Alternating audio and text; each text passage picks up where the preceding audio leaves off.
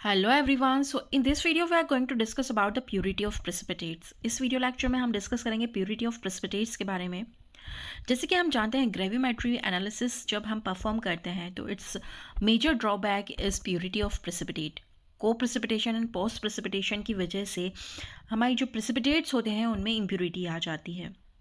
तो किस तरह की impurity during the formation of precipitates in gravimetry analysis, ये एरर कहाँ से आता है और क्या होता है पोस्ट प्रेसिपिटेशन एंड को प्रेसिपिटेशन, ये आज हम जानेंगे।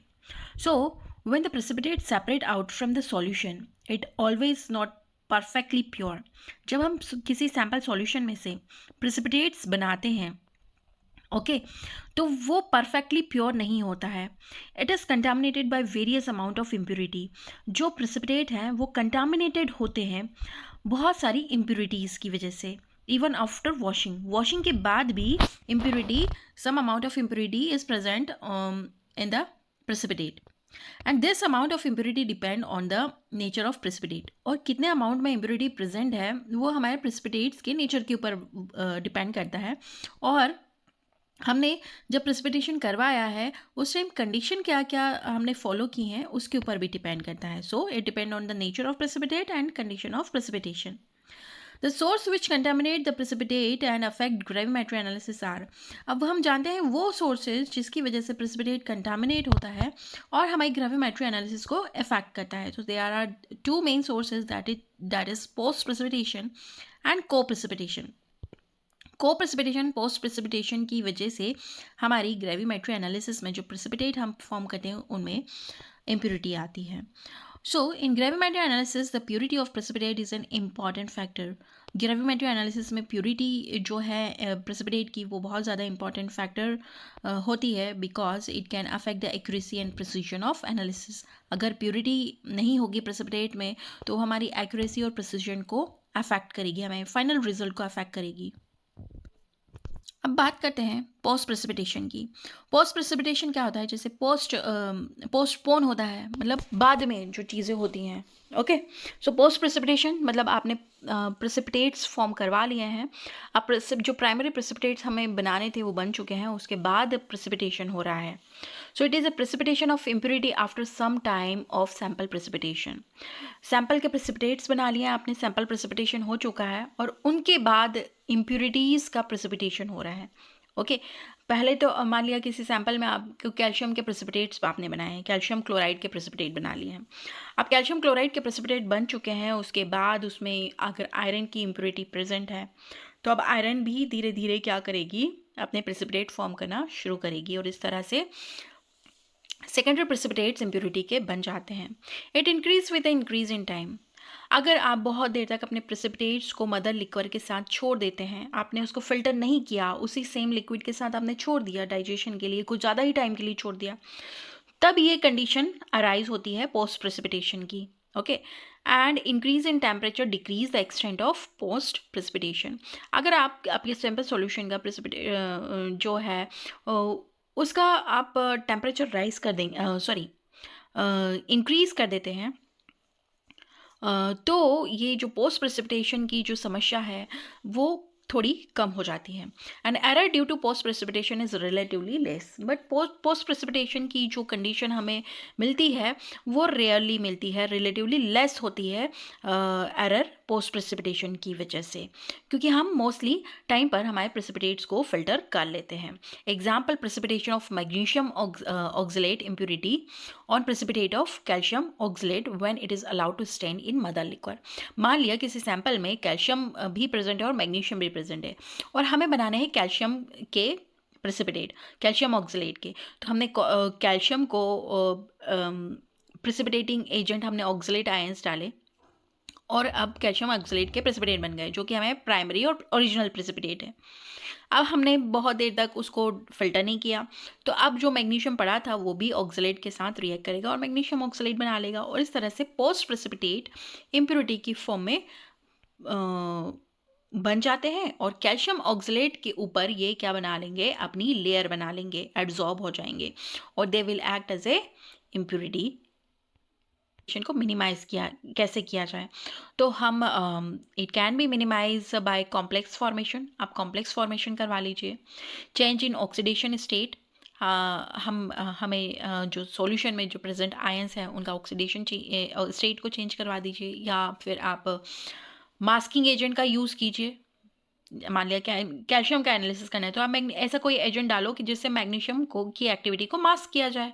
ओके, टू द को प्रेसिपिटेशन। को प्रेसिपिटेशन क्या होता है? It is a precipitation of impurity at the time of sample precipitation. मतलब जब आप सैंपल के प्रेसिपिटेट्स बनवा रहे हैं, ऊपर से प्रेसिपिटेटिंग एजेंट डाल रहे हैं, नीचे सैंपल के प्रेसिपिटेट बन रहे हैं, उस दौरान ही कुछ इम्प्योरिटीज साथ में पड़ी हुई हैं। मान लिया कैल्शियम के प्रेसिपिटेट्स बनवाने हैं तो मैग्नीशियम भी पड़ा हुआ है, तो साथ साथ वो भी प्रेसिपिटेट बना रहा है अपने। ओके, मतलब यहाँ पर वहाँ पोस्ट प्रेसिपिटेशन में इम्प्योरिटी के प्रेसिपिटेट बाद में बन रहे थे, अब यहाँ पर इम्प्योरिटी के प्रेसिपिटेट प्राइमरी प्रेसिपिटेट्स के साथ ही बन रहे हैं। डिग्री ऑफ कंटामिनेशन हाई, इस कंडीशन में जो कंटामिनेशन की डिग्री होती है चांसेस ज़्यादा हो जाते हैं। Increase in temperature decrease the extent of को प्रेसिपिटेशन, जैसे जैसे हम सॉल्यूशन का टेम्परेचर इंक्रीज करेंगे ये जो एक्सटेंट है या जो दिक्कत आ रही है को प्रेसिपिटेशन की वो डिक्रीज हो जाएगी। And error due to coprecipitation is relatively less. Okay, so example of contamination of BaSO4 due to precipitation of lead. मान लिया आपको किसी सैंपल में से बैरियम को प्रेसिपिटेट करवाना है और साथ में लेड भी पड़ा हुआ है एज ए इम्प्योरिटी, तो बैरियम सल्फेट जब प्रेसिपिटेट बनाएगा साथ साथ लेड सल्फेट भी उसके प्रेसिपिटेट बनाएगा। सो it is an example of coprecipitation. को प्रेसिपिटेशन कैन बी मिनिमाइज। को प्रेसिपिटेशन को हम मिनिमाइज कर सकते हैं कैसे? By using dilute and pure solution. Dilute और प्योर सॉल्यूशन का यूज़ करो आप प्रेसिपिटेट को अच्छे से वॉश करो सूटेबल इलेक्ट्रोलाइट के साथ। Slow addition of precipitating agent, आप जो ब्यूरेट से जो प्रेसिपिटेटिंग एजेंट ऐड कर रहे हो उसका स्लो एडिशन करो विथ कॉन्स्टेंट स्टेयरिंग के साथ। साथ साथ में आप जैसे जैसे प्रेसिपिटेटिंग एजेंट डाल रहे हो वैसे वैसे आप आपके सैंपल को मिक्स भी करो, स्टेयर भी करो। अब बात आती है टाइप ऑफ को प्रेसिपिटेशन। को प्रेसिपिटेशन के 4 टाइप होते हैं: surface adsorption, mixed crystal formation, occlusion, mechanical entrapment. Surface adsorption क्या होता है कि प्रेसिपिटेट, प्राइमरी प्रेसिपिटेट के ऊपर उसकी सरफेस पर इम्प्योरिटी एड्सॉर्ब हो गई है। इन दिस इम्प्योरिटीज केमिकली और physically adsorb on the surface of precipitate. इस कंडीशन को, इस प्रॉब्लम को मिनिमाइज किया जा सकता है बाय वॉशिंग द प्रेसिपिटेट, या फिर डाइजेशन से या रीप्रेसिपिटेशन से। Okay, now second type of coprecipitation is mixed crystal formation. Mixed crystal formation यहाँ पे होता है type of coprecipitation in which contaminated जो इम्प्योरिटी है वो, मान लिया आपने NaCl के प्रेसिपिटेट्स बनाए तो यहाँ पर सोडियम आयंस को कोई और ही आयन, यहाँ पे इम्प्योरिटी वाला आयन यहाँ पे उसको रिप्लेस कर देगा, और जो NaCl के क्रिस्टल्स बनेंगे वो बनेंगे आप मिक्स्ड क्रिस्टल टाइप। ओके, तो आपको प्योर क्रिस्टल ऑफ NaCl यहाँ पे नहीं मिल रहा है, और यहाँ पे हम इस कंडीशन को मिनिमाइज कर सकते हैं इस एरर को बाय रीप्रेसिपिटेशन के through. Okay, third type of co-precipitation, that is occlusion. Occlusion it is a type of co-precipitation in which compound in which क्या होता है, यहाँ पर जो फॉरेन पार्टिकल है या इम्प्योरिटी है वो फिजिकली ट्रैप हो जाती है with in the precipitate during rapid precipitate formation.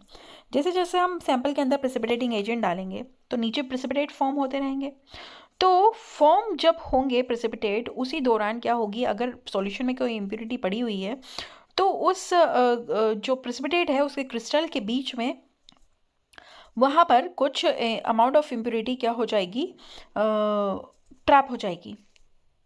Okay, then this type of coprecipitation is known as occlusion and it can be minimize by digestion. और इस जो एरर है इसको हम मिनिमाइज कर सकते हैं डाइजेशन से।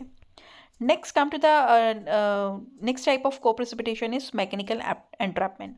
Mechanical entrapment क्या हुआ कि अब क्रिस्टल फॉर्म हो रहे हैं सॉल्यूशन में, फॉर्म होते होते जो क्रिस्टल के जो पार्टिकल्स हैं उनके बीच में कोई कुछ पार्टिकल ऑफ डस्ट या फिर कुछ पार्टिकल्स ऑफ डिफरेंट आयंस उस ओरिजिनल प्योर क्रिस्टल के बीच में एंट्रैप हो गया है, मतलब फंस के रह गया है, और उसके आसपास प्योर क्रिस्टल ने अपना जगह ले लिया है और बीच में कोई चीज़ आके फंस गई है।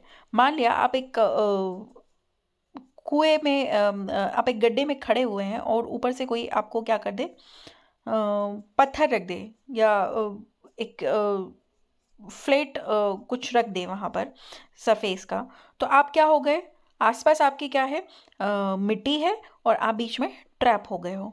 ओके, एंट्रैपमेंट इसे कहते हैं, मैकेनिकल एंट्रैपमेंट। ओके, सो ये एक जो एरर है वो भी हम मिनिमाइज कर सकते हैं with the help of digestion.